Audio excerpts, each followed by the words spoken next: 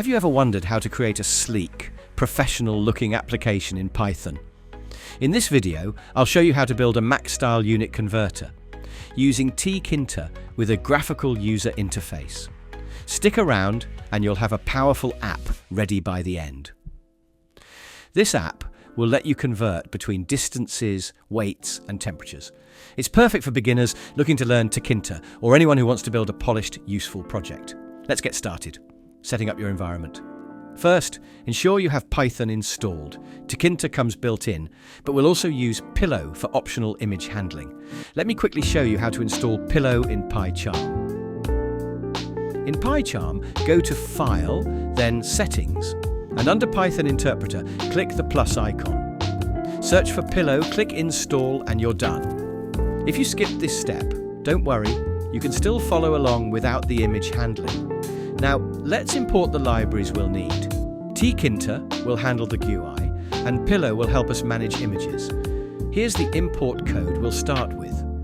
Next, we'll define the data for our unit conversions. To simplify things, we'll group similar types of conversions like distances, weights, and temperatures into a dictionary. For example, here's how we define conversions for distances like kilometers to miles or meters. We use the same structure for weights and temperatures. You can find the full dictionary in the code linked below. We'll set a dark theme to match the Mac-style aesthetic. This sets up our window with a title, size, and dark background color. Now, we'll add an input field for converting value and drop-downs for categories and units. The input field allows users to enter a number, while the category drop-down dynamically updates the available units. For categories, we use a drop-down menu that adjusts the unit options based on the selection. Now comes the fun part, the conversion logic. We'll define a function that reads the input, checks the selected units, and performs the calculation.